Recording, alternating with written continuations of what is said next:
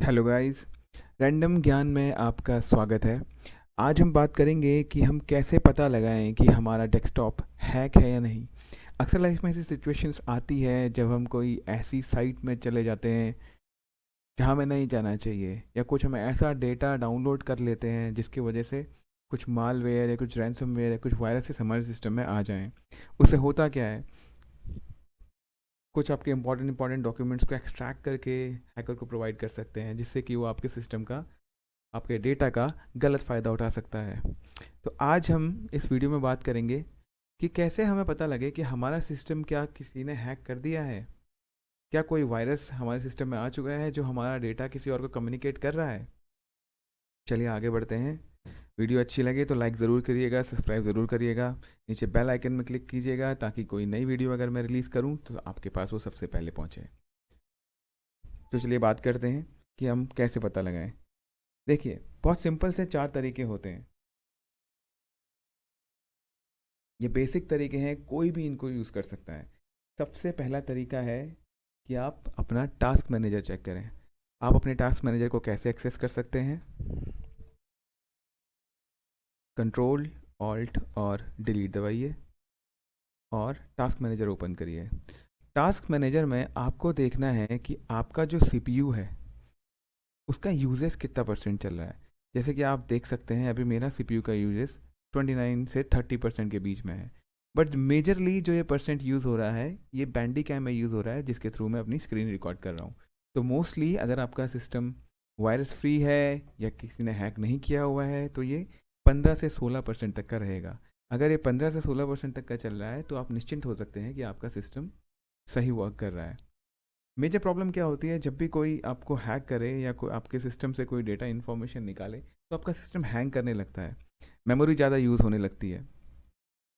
तो ये एक तरीका है जिससे आप पता लगा सकते हैं कि आपका सिस्टम सही चल रहा है या नहीं चल रहा है। अगर आपका सीपीयू यूसेज 50% 60% ज़्यादा ही ऊपर जा रहा है तो समझ जाइए कि आपका सिस्टम हैक हो गया है या फिर कोई वायरस ने आपके सिस्टम पे अटैक कर दिया है।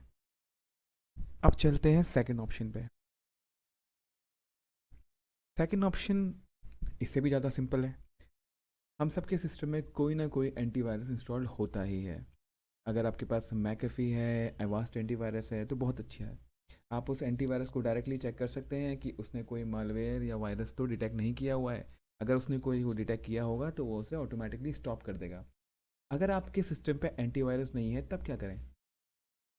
हम सबके सिस्टम में विंडोज़ डिफेंडर होता ही होता है। ये विंडोज़ के द्वारा प्रोवाइड किया हुआ एक सिक्योरिटी फीचर है। आप इसको खोलें। जैसा कि आप देख सकते हैं, virus and threat protection, no action needed. ये बहुत ही बेसिक सॉफ्टवेयर है और अगर कुछ नॉर्मल हल्के फुल्के वायरस हैं तो ये उनको रोक देता है। बट अगर कोई मेजर वायरस ने आपके सिस्टम पर अटैक कर दिया है तो वो इसको भी बाईपास कर देता है। उस केस में क्या होगा, यहाँ पे आपको रेड क्रॉस दिखेगा और ये बोलेगा कि कुछ ना कुछ सिस्टम पे आपके थ्रेट आया हुआ है। और आप उसको, अगर वो नॉर्मल हल्का फुल्का वायरस होगा तो उसे रोक सकते हैं, बट अगर वो कुछ मेजर वायरस हुआ तो उसके लिए फिर आपको हाई एंड सॉफ्टवेयर चाहिए होंगे। अब हम आते हैं तीसरे ऑप्शन पे। इस ऑप्शन पे थोड़ी सी आपको मेहनत करनी पड़ेगी, बट ये एक बेसिक आइडिया आपको दे देगा कि आपके सिस्टम पे चल क्या रहा है। कमांड प्रॉम्प्ट आप सभी को पता होगा, जो कि विंडोज़ का एक फ़ीचर होता है। इसको आप एक्सेस कर सकते हो स्टार्ट से। यहाँ पे आप टाइप करिए CMD और इस कमांड प्रॉम्प्ट को आप स्टार्ट एज एडमिनिस्ट्रेटर करिए, ताकि आपको इसे यूज़ करते समय राइट्स वाली प्रॉब्लम ना आए, आपके पास टोटल राइट्स हो। इसमें आपको क्या करना है, आपको टाइप करना है SFC space slash scan now और एंटर दबा देना है। अब आपका सिस्टम स्कैन करेगा कि आपके सिस्टम में कोई ऐसी चीज़ तो नहीं है जो आपके सिस्टम को अफेक्ट कर रही है, कोई ऐसा वायरस तो नहीं है। ये थोड़ा टाइम लेगा। दोस्तों, जैसा कि आप देख सकते हैं ये 100% कंप्लीट हो चुका है।